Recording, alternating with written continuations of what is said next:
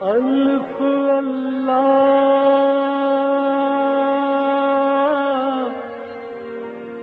چمبے دی بوٹی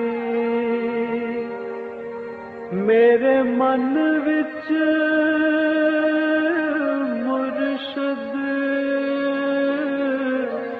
لائی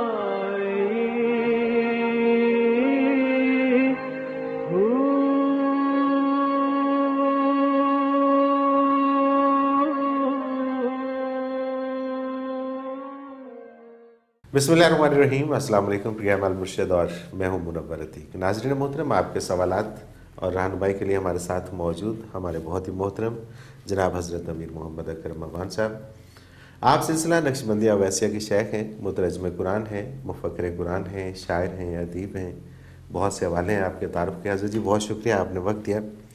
سوالات آج بھی ہمارے پاس کافی زیادہ ہیں، لیکن سب سے پہلے ہم ایک ٹاپک کو لیتے ہیں۔ بہت سارے لوگ جب ہمیں سوال کرتے ہیں تو اس میں سے ہم کوشش کرتے ہیں کہ ایک ٹاپک نکال لیا جائے تاکہ اس پہ سیر حاصل گفتگو ہو سکے۔ تعلیم اور تربیت دو مختلف چیزیں ہیں یا ایک ہی چیز کے دو مختلف پہلو ہیں؟ یہ ذرا وضاحت فرما دیجیے گا کہ تعلیم اور تربیت الگ الگ ہیں یا ایک ہی چیز کے دو پہلو؟ الحمدللہ رب العالمین والصلاة والسلام علی حبیبہ محمد وآلہ وصحبہ اجمعین۔ اعوذ باللہ من الشیطان الرجیم، بسم اللہ الرحمن الرحیم۔ نبی علیہ الصلاۃ والسلام نے اس کے بارے جو ارشاد فرمایا وہ بڑا واضح ہے۔ فرمایا کل مولود یولد علی فطرہ، ہر پیدا ہونے والا انسان فطری انسانی اوصاف لے کر پیدا ہوتا ہے۔ صحیح۔ ثم ابواہ یہودانہ او یمجسانہ او ینصرانہ او کما قال رسول اللہ صلی اللہ علیہ وسلم۔ سب سے پہلی درسگاہ اس کی جہاں سے وہ تعلیم بھی پاتا ہے اور تربیت بھی پاتا ہے۔ تعلیم اور تربیت حصول علم کے ہی ایک ذریعے کے دو مختلف نام ہیں کہ اس کے دو پہلو ہیں۔ صحیح۔ تعلیم اسے کہتے ہیں جو آپ عمداً کسی کو سکھاتے ہیں یا وہ دیکھ کر سیکھتا ہے، بات سن کر سیکھتا ہے، دیکھ کر سیکھتا ہے، جانتا ہے، یہ تعلیم ہے۔ یا آپ ارادتاً اسے سمجھاتے ہیں یا سکھاتے، یہ تعلیم۔ ایک ہوتا ہے محفل کا غیر شعوری تاثر۔ ٹھیک ہے۔ آپ جس مجلس میں بیٹھتے ہیں وہاں ضروری نہیں کہ وہ آپ اس کی تبلیغ کریں، لیکن جیسی محفل ہے ویسا رنگ بندے پہ چڑھنا شروع ہو جاتا ہے۔ بے شک، بالکل ٹھیک۔ تو پہلی محفل چونکہ بچے کی والدین کی ہوتی ہے اور وہ ان کا وہ جو رنگ غیر شعوری طور پر، غیر ارادی طور پر جو رنگ اختیار کرتا ہے اسے تربیت کہتے ہیں۔ صحیح۔ یہ جو ہمیں والدین سکھاتے ہیں یہ تربیت نہیں ہوتی، یہ تعلیم ہے۔ یہ تعلیم ہے۔ صحیح۔ کہ یہ کرنا ہے، یہ نہیں کرنا، یہ اچھا ہے، یہ برا ہے، یہ لفظ اس طرح بولنا ہے، اس کا یہ معنی ہے، اس کو پانی کہتے ہیں، اس کو کھانا کہتے ہیں، یہ انکل ہے، یہ خالہ ہے، یہ ماموں ہے، یہ بابا جی ہیں، یہ تمہاری نانی ہے، یہ ساری تعلیم ہے۔ صحیح۔ جو بغیر بولے، بغیر بتائے، بغیر سنے، بغیر پڑھے، غیر شعوری طور پر ایک انداز جو ہمارا مزاج ہے وہ آگے منتقل ہوتا ہے، یہ تربیت۔ سبحان اللہ۔ تو تربیت کے لیے یہ ضروری نہیں کہ آپ بچے کی تربیت کریں، تربیت کے لیے ضروری ہے کہ آپ اپنی اصلاح کریں۔ اپنی اصلاح کریں، بچے کی تربیت خود بخود خود بخود ہوگی، وہ دیکھ کر نہیں بلکہ آپ کے پاس بیٹھ کر آپ کی جو اس پہ منعکس ہوتی ہیں کیفیات، وہ از خود اس میں تبدیلی آئے گی۔ ہمارا آج کا مسئلہ یہ ہے نا کہ ہم لوگ خود بوڑھے ہو گئے ہیں لیکن اپنے آپ کو بدل نہیں سکے۔ تمنا یہ ہے کہ اولاد نیک ہو جائے۔ جی ہاں، بالکل۔ تو بنیادی جو خرابی ہم سے انہیں منتقل ہو رہی ہے وہ انہیں کیسے نیک ہونے دے گی؟ آپ ان میں نیکی ٹرانسفر کریں گے تو نیک ہوگی نا۔ تو تربیت میں بہت کمی ہے۔ تعلیم تو ہر کوئی کوشش کرتا ہے بچے کو سکھانے کی، لیکن تعلیم مزاج نہیں بدلتی، تربیت مزاج بدل دیتی۔ صحیح۔ تعلیم ایک بندہ جانتا ہے، کون جواری نہیں جانتا کہ جوا کھیلنے میں نقصان ہے؟ ہر کوئی جانتا ہے، کھیلتا۔ پھر بھی کھیلتا۔ کون شرابی نہیں جانتا کہ شراب صحت کے لیے بھی مضر ہے؟ حلت حرمت کو تو آپ رہنے دیں، مذہب سے الگ، صحیح بات ہے۔ میڈیکلی آپ دیکھیں تو کون نہیں جانتا کہ مضر ہے؟ کیوں پیتے ہیں؟ تربیت کی کمی ہے۔ صحیح۔ مزاج نہیں روکتا اس سے، بالکل صحیح۔ مزاج میں وہ قوت نہیں کہ اس برائی سے روک سکے۔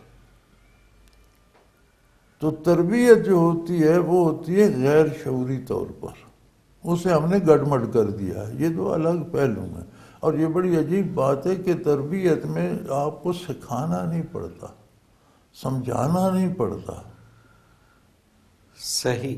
آپ کے وجود سے آج تو میڈیکل سائنس یہاں تک پہنچ چکی ہے کہ جیسی آپ کی سوچیں ہیں ویسی ریز آپ کے وجود سے نکلتی ہے۔ یہ تو میڈیکل سائنس مانتی ہے۔ بالکل صحیح بات۔ وہ ریز جو بھی آپ سے کم ہوگا اس کو افیکٹ کریں گے، جو بھی زیادہ آپ کے پاس رہے گا زیادہ متاثر ہوگا۔ اب بچہ آپ سے ہمت میں بھی کم ہے اور ہمہ وقت آپ کے پاس بھی ہے، تو وہ پوری وہ ریز جو ہیں وہ جذب کر رہا ہے۔ یہ اس کی تربیت ہو رہی ہے۔ صحیح۔ تعلیم وہ ہے جو وہ از خود دیکھ کر سن کر سیکھ لیتا ہے یا اسے عمدن آپ سکھاتے ہیں، یہ تعلیم۔ تو ایک ہی بات ایک ہی ہے لیکن اس میں بڑا فرق ہے۔ یعنی ایک شعوری ہے وہ تعلیم ہے، ایک غیر شعوری ہے، فطری ہے، قدرتی ہے، آٹومیٹک سسٹم ہے، از خود ہوتی رہتی ہے، وہ تربیت۔ پھر تعلیم میں دو پہلو ہیں، ایک ہے میں دنیا کو سمجھنا اور اسے استعمال کرنا، ایک ہے اپنا تعلق اس ذات سے رکھنا جس نے دنیا بھی بنائی، ہمیں بھی بنایا اور اس قابل بنایا کہ ہم اسے استعمال کریں۔ صحیح۔ اب جس نے دنیا بھی بنائی، ہمیں بھی بنایا، اس نے پھر ہمیں وہ قاعدے بھی سکھائے کہ اس کو کیسے استعمال کرنا ہے۔ یہ پہلو جب بالکل چھوٹ جاتا ہے، جسے دین کہتے ہیں یا مذہب کہتے ہیں، تو یہ پہلو ہماری تعلیم سے خارج ہو گیا۔ اب ہم نے بچے کو دنیا تو سکھائی، طریقے استعمال اس نے مالک سے سیکھنا تھا جہاں اس کی آشنائی نہیں ہے۔ اب وہ اپنی مرضی سے استعمال کرے گا تو کہیں فائدہ ہوگا، کہیں نقصان ہوگا، کہیں ایکسیڈنٹ کرے گا، کہیں بچ جائے گا، دھکے کھاتا پھرے گا۔ تو تعلیم بھی تب مکمل ہوتی ہے کہ جب اسے دنیا بھی سمجھائی جائے اور دنیا بنانے والا بھی دکھایا جائے اور دنیا کو استعمال کرنے کا وہ سلیقہ سکھایا جائے کہ جس نے دنیا بنائی ہے۔ آپ جو چیز جو بناتا ہے وہ اس کے استعمال کی ایک بکلیٹ بھی بناتا ہے۔ بالکل صحیح بات ہے۔ آپ اس کے بغیر اسے استعمال کریں گے تو ٹھیک نہیں ہوگا، مشکل بھی ہوگا، صحیح بھی نہیں ہوگا، نتائج نہیں دے گا۔ تو دنیا کی بھی بکلٹ ہے اللہ کی کتاب۔ بالکل صحیح۔ تو تعلیم بھی تب مکمل ہوتی ہے کہ آپ بچے کو دنیا بھی سکھائیں، ساتھ دین بھی سکھائیں۔ تربیت تب مکمل ہوتی ہے کہ آپ اپنی اصلاح کریں، اپنی اصلاح کریں۔ اصل بات یہ ہے کہ، اور یہ بہت بڑی ذمہ داری ہے جو ہم چاہتے ہیں کہ ہمارے بچے جو ہیں کل کو اس طرح کے بنے، تو جیسا کہ آپ فرماتے ہیں کہ خود کو اس طرح سے بنا لو تو بچے آٹومیٹیکلی بن جائیں گے، کیونکہ وہ آپ کو وہ ایک دیکھ کے تربیت حاصل کریں۔ نظر نہ آنے والی لہریں ہیں، مطلب اس کے لیے ضروری نہیں ہے کہ آپ وہ ریز ہیں جو آپ کی باڈی خارج کر رہی ہے، اس کی باڈی قبول کر رہی ہے۔ بالکل صحیح بات ہے. جو چیز طاقتور ہوگی اس کی ریز، جو چیز کمزور ہوگی وہ افیکٹ کرے گی اسے، وہ قبول کرے گا. بالکل صحیح. اب بچہ ہے، ہر وقت آپ کے پاس بھی ہے اور ہر چیز آپ سے، کھانا پینا دودھ پانی آپ سے لے رہا ہے، باتیں آپ کی سن رہا ہے، تو وہ ریز بھی اس میں جا رہی ہے. اور بچے بڑی باریک بینی سے دیکھتے ہیں اور ان نہیں کا اب یہی میں نے جو آپ سے تبصرہ کیا، اس چھوٹے بچے کا تو تبصرہ بڑے دیکھ لیں. اور طریقے سے دیکھ رہے ہیں آج کل تو بچے. کمپیوٹر کا دور ہے اب تو بچے بہت آج تیز کل ہے، ہم سے بڑے ہو گئے بہت. ہیں. اب آج کل بڑے ہو گئے. صحیح بات ہے. اب یہ چھوٹا جو ہے یہ 3 سال اس کی عمر ہے جی ہاں، اور یہ انٹرنیٹ کھول کے لگا لے. ایسا ہی ہے، ایسا ہی ہے. آپ ان سے کہیں نا کہ چاند میں بڑھیا چرخہ کاتی ہے، وہ نہیں مانتے. وہ کہتے ہیں یہ دیکھیں جی یہ چاند ہے، اور یہ اس طرح کے. حضرت جی بہت شکریہ. مجھے ایک بریک پہ جانا ہے، واپس آ کے کچھ سوال شامل کرتے ہیں. ناظرین ایک ضروری اطلاع آپ تک پہنچانا چاہتا ہوں کہ ربیع الاول کا سالانہ پروگرام بما اجتماعی دعا بعنوان بعثت رحمت عالم صلی اللہ علیہ وسلم 4 دسمبر 2016 بروز اتوار صبح 10:30 بجے دارالعرفان منارہ میں ضلع چکوال، جو کہ کلر کہار موٹر وے سے خوشاب روڈ پر صرف 25 کلومیٹر کی دوری پر واقع ہے، اس کا انعقاد ہو رہا ہے. آپ اس میں شامل ہوئیے گا اور اس میں حضرت جی کا خصوصی خطاب بھی ہوگا اور حضرت جی کی زیارت بھی آپ کو نصیب ہوگی. آپ تشریف لائیے گا 4 دسمبر کو. مجھے ایک بریک پہ جانا ہے، لیکن اگر آپ بھی اپنا کوئی سوال ہمیں بھیجنا چاہیں تو اسکرین پہ ہمارا نمبر موجود ہے، آپ نوٹ فرما لیجئے 0334955021. اور اسی طرح سے almurshid.tv کی ویب سائٹ پہ جا کے کوشچن کے آپشن میں آپ اپنا سوال ہمیں بھیج سکتے ہیں. آپ کا سوال ہم اس پروگرام میں شامل کریں گے. ایک مختصر کمرشل بریک، حاضر ہوتے ہیں، ہمارے ساتھ رہیے گا.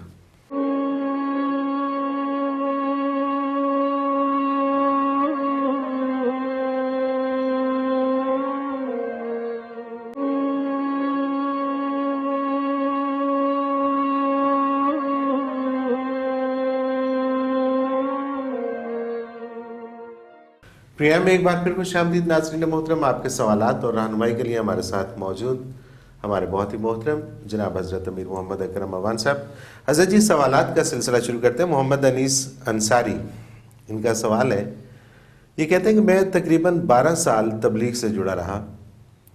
علماء سے ملاقات اور ان کی خدمت کے علاوہ مساجد میں ساتھیوں کے ساتھ رہا. سب ساتھی انتہائی محبت سے ملتے تھے، مگر جب سے ذکر شروع کیا ہے وہ ساتھی کچھ ناراض اور متنفر سے ہیں. کیا ذکر کی تبلیغ نہیں، اور کیا فضائل اعمال کے علاوہ کسی کتاب کی تعلیم نہیں ہے؟ رہنمائی فرما دیجیے. بسم اللہ الرحمن الرحیم. ایک پرانی کہاوت ہے کہ 4-5 اندھے تھے تو انہیں کہیں ہاتھی مل گیا. تو انہوں نے پھر ٹٹول کے دیکھنا تھا تو کسی کا ہاتھ ٹانگوں پہ لگا، کسی کا پیٹ پہ، ایک کے ہاتھ میں دم آ گئی، کسی نے دانت پہ ہاتھ رکھا، دوسرے نے سونڈ پہ. تو جس سے پوچھو، جس نے ٹانگ پہ ہاتھ رکھا تھا وہ کہتا ہے ہاتھی ایک ستون سا ہوتا ہے. صحیح، جس بالکل نے صحیح. سونڈ پہ وہ کہتے ہیں ہاتھی ایک اژدہا ہوتا ہے. جس کے ہاتھ میں دم آئی وہ کہتا تھا ایک چھوٹی سی پونچھی ہوتی ہے اسے ہاتھی کہتے ہیں. تو ہم نے دین کا یہ حشر کر دیا ہے. اللہ اکبر. تمام ارکان دین ضروری ہیں اور سارے رکن مل کر دین بنتا ہے. ایک بندہ الف بے تے بنیادی قاعدہ بچوں کو پڑھا رہا ہے، وہ بھی تبلیغ کر رہا ہے، دین کا کام کر رہا ہے. صحیح. ایک بندہ بین الاقوامی سطح پہ اس کی بات پہنچے، وہ بھی تبلیغ ہی کر رہا ہے. اپنی اپنی کیپیسٹی ہے، اپنی اپنی استعداد کار ہے. تو یہ اب آپ فوج کو تقسیم کرنے لگ جائیں جی، یہ تو گولی چلاتا ہے، یہ توپ خانہ ہے، یہ تو توپ والا کہے جی نہیں یہ صرف توپ خانہ فوج ہے. جی پیدل لڑنے والا سپاہی کہے صرف جی رائفل سے لڑنے والے جو ہے فوج ہے. نہیں جی یہ جو ہسپتال والے ساتھ ہیں یہ تو فوجی نہیں ہے، فوج تو ہم میں جو لڑتے ہیں گولیاں کھاتے ہیں. بالکل ٹھیک. یہ جو کمیونیکیشن والے ہیں یہ نہیں فوجی جی، یہ ٹیلی فون کی تاریں ہی لگاتے رہتے ہیں. یہ جو لانگری روٹی، یار کوئی بھی ان میں سے مس کرے تو آپ لڑ نہیں سکتے. بالکل ٹھیک بات ہے. بالکل یہ سارے مل کے فوج بنتی. ارکان دین، نوافل، مستحبات، سنت، فرائض سارے مل کر دین بنتا ہے۔ صحیح۔ تو کسی بھی ایک کام پہ یہ اصرار کرنا اور کہنا کہ یہی دین ہے، پھر ایک اور مصیبت ہے، تبلیغ کے سارے طریقے یہ جو ہم عرض کر رہے ہیں تبلیغ ہے، بالکل بالکل۔ لیکن یہ کہنا کہ نہیں جی جو ہم کرتے ہیں صرف یہ تبلیغ ہے، باقی کچھ نہیں، تو یہ بدعت بن جاتی ہے۔ صحیح، یہ صحیح، دین میں ایک بالکل نئی صحیح۔ ایجاد ہے، اور بدعت اتنی بڑی مصیبت ہے کہ ارشاد پیغمبر صلی اللہ علیہ وسلم ہے، کل بدعت ضلالہ، ہر بدعت گمراہی ہے، وہ کل ضلالۃ فی النار، ہر گمراہی دوزخ کی طرف جاتی ہے، او کما قال رسول اللہ اللہ اکبر۔ صلی اللہ علیہ وسلم۔ تو میرے بھائی اپنی اپنی ہر بندہ تبلیغ کا، یہ جو ہماری مرجع تبلیغ ہے، اس کے لیے قرآن کا معیار کچھ اور ہے۔ قرآن کا معیار یہ ہے کہ مسلمانوں کی ہر آبادی میں سے کچھ لوگ پورا دین سیکھیں۔ صحیح۔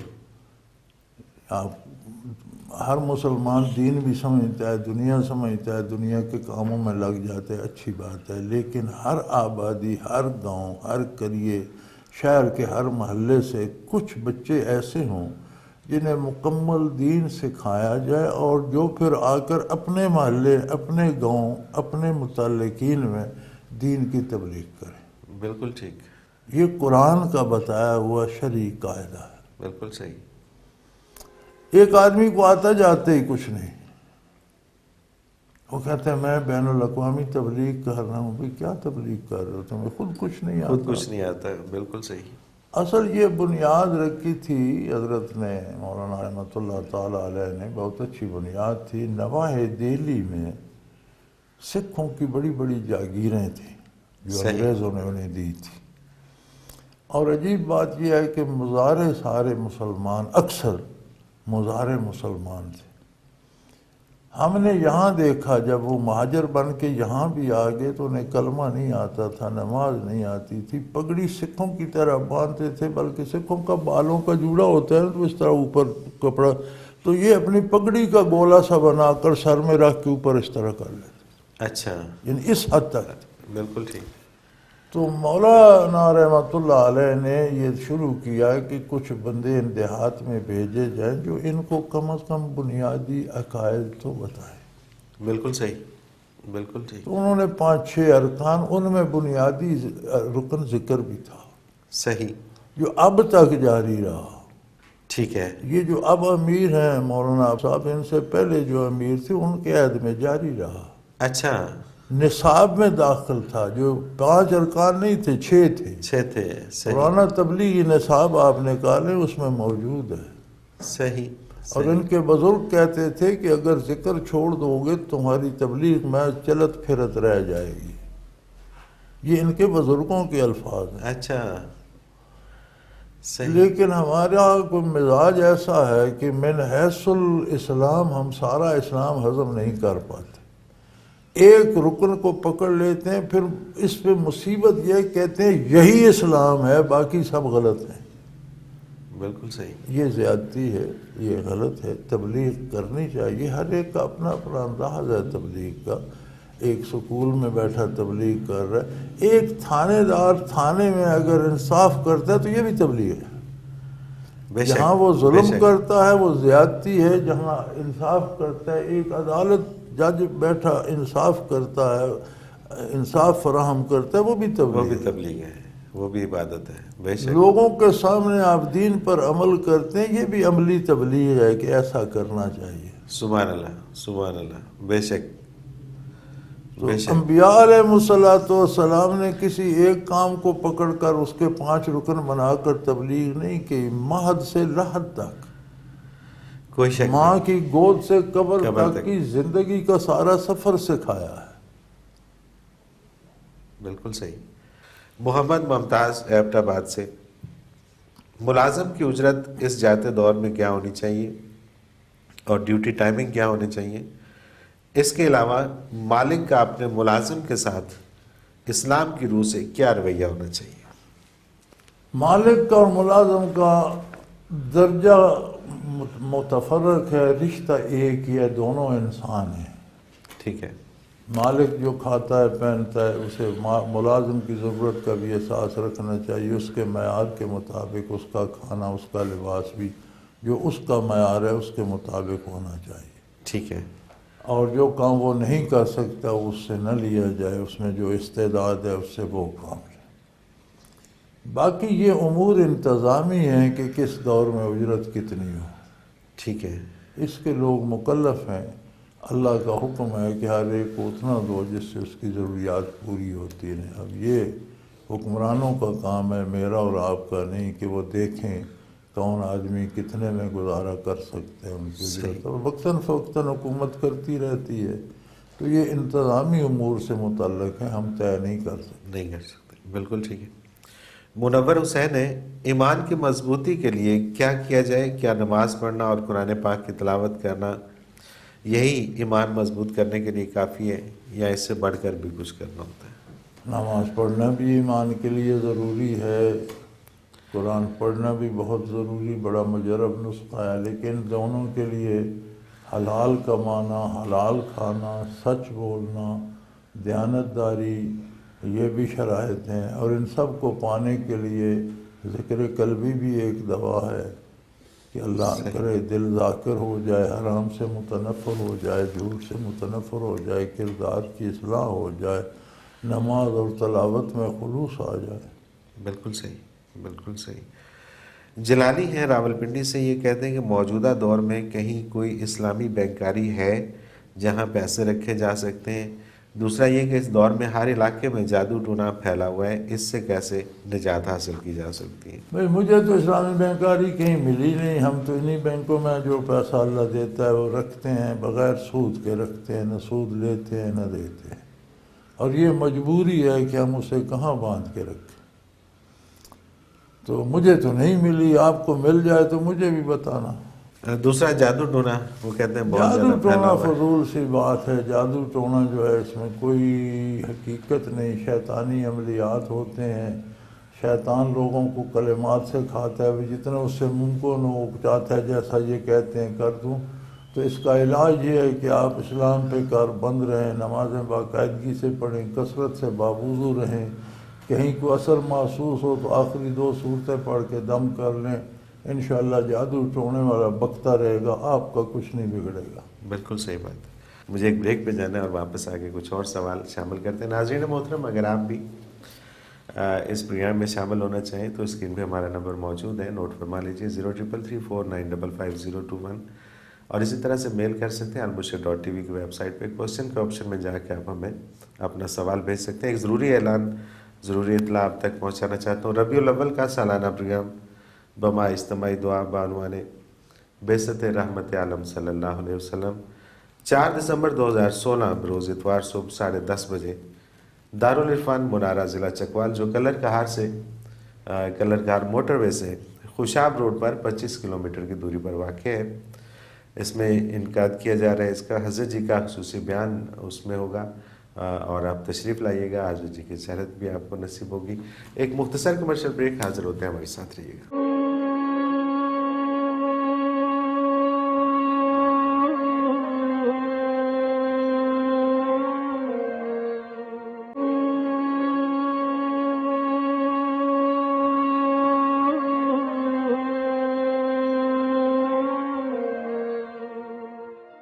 پروگرام میں ایک بار پھر خوش آمدید ناظرین محترم۔ آپ کے سوالات اور رہنمائی کے لیے ہمارے ساتھ موجود ہمارے بہت ہی محترم جناب حضرت امیر محمد اکرم امان صاحب۔ حضرت جی، اگلا سوال سید عارفین خالد ٹورنٹو کینیڈا سے یہ سوال کرتے ہیں کہ جی، ملک علی یار خان صاحب کی کتاب دلائل السلوک میں ایک مقام پر سلوک کو قیوم کا نام دیا گیا ہے، اور اس کا درجہ غوث سے بلند اور کتب ارشاد سے نیچے رکھا گیا ہے، اور یہ بھی کہا گیا ہے کہ قیوم نبی کا نائب ہوتا ہے۔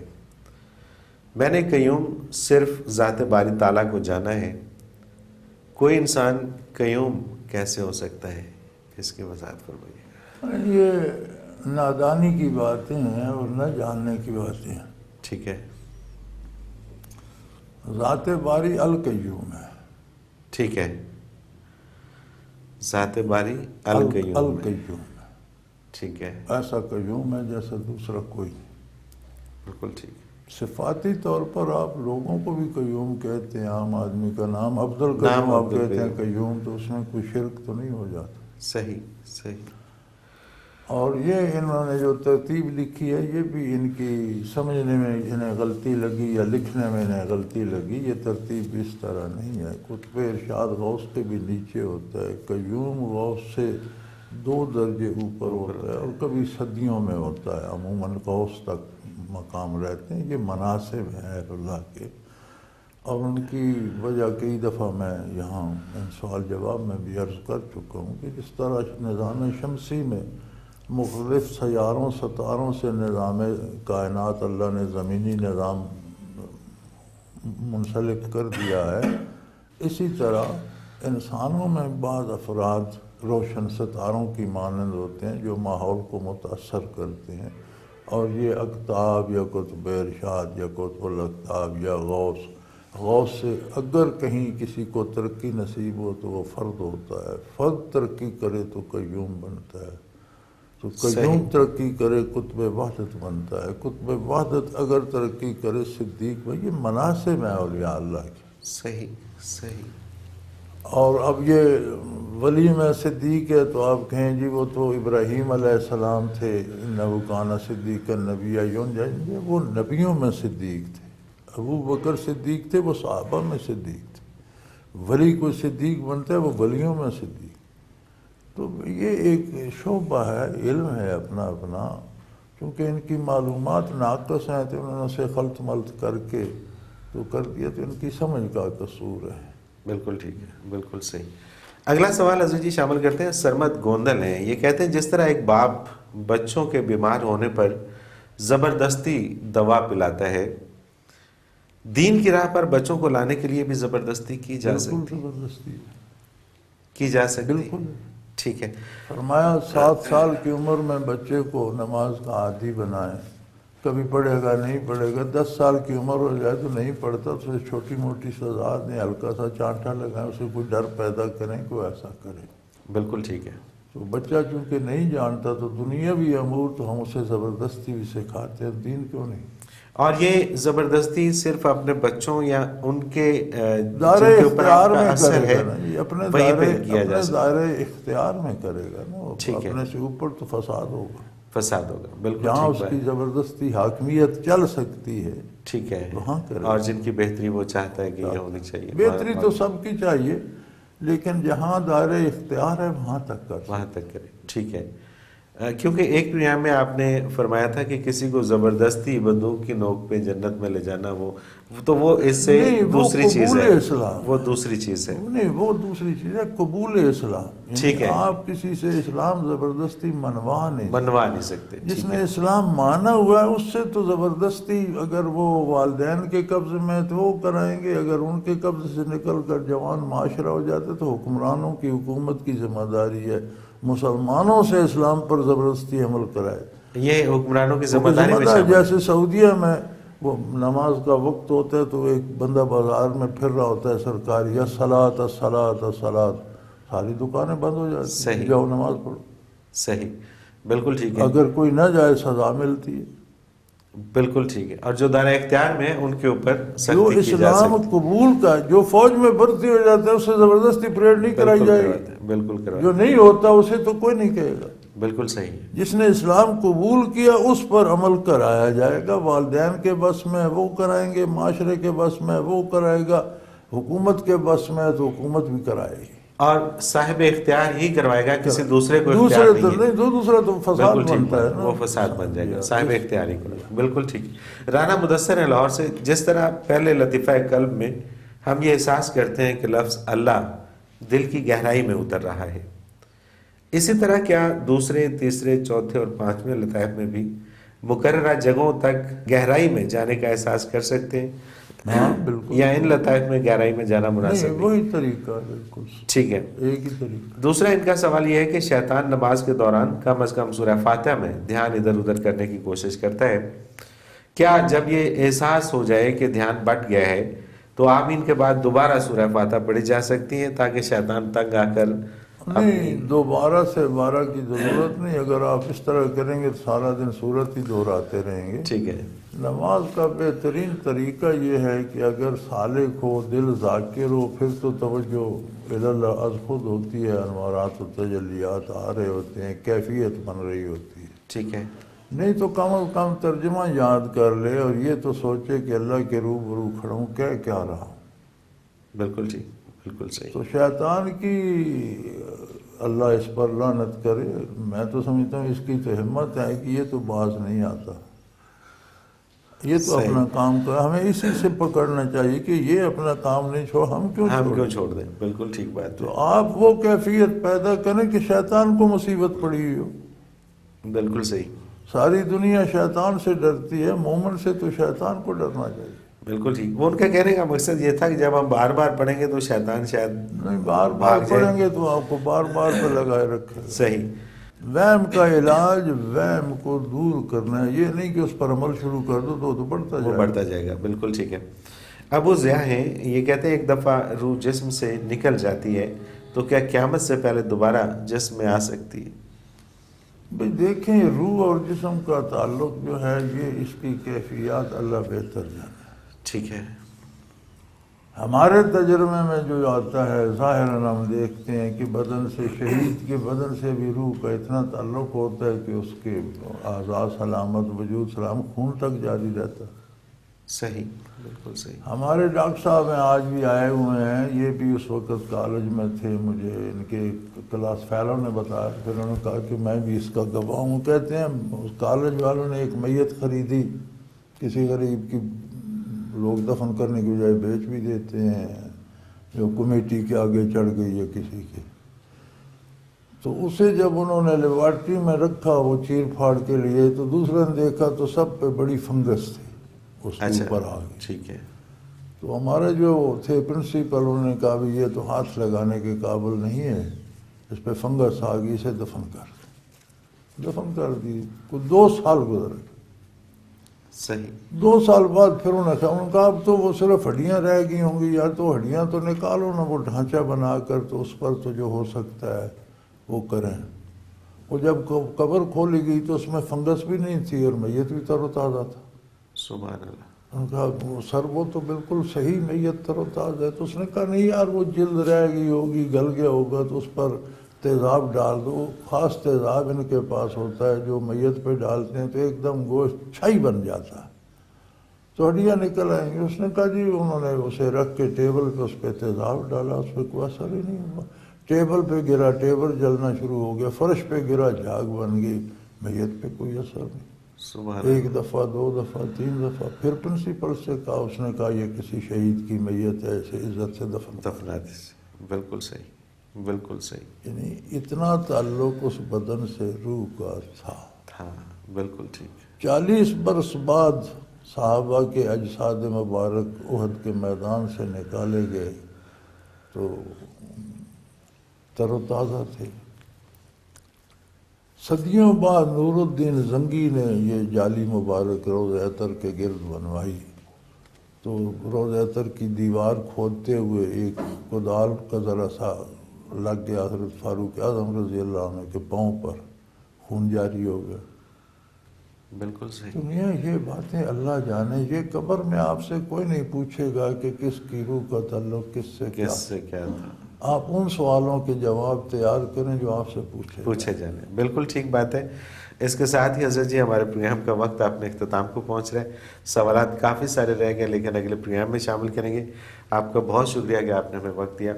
ناظرین محترم، ایک ضروری اطلاع آپ تک پہنچانا چاہتا ہوں کہ ربیع الاول کا سالانہ پروگرام بما اجتماعی دعا بعنوان بعثت رحمت عالم صلی اللہ علیہ وسلم 4 دسمبر 2016 بروز اتوار صبح 10:30 بجے دارالعرفان منارہ ضلع چکوال میں منعقد ہو رہا ہے، جو کہ کلر گہار موٹر وے سے صرف خوشاب روڈ پہ صرف 25 کلومیٹر کی دوری پر واقع ہے.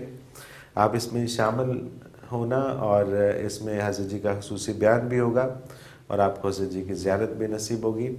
اگر آپ بھی اپنا کوئی سوال ہمارے اس پروگرام میں بھیجنا چاہیں تو اسکرین پہ ہمارا نمبر موجود ہے، آپ نوٹ فرما لیجیے 0334955021 और इसी तरह से आप हमें मेल कर सकते हैं almurshid.tv की वेबसाइट पे जाइए, क्वेश्चन के ऑप्शन पे जाके अपना सवाल लिखिए और हमें भेज दीजिए। अगले प्रोग्राम तक के लिए मुझे इजाज़त दीजिए। अल्लाह हाफ़िज़। ला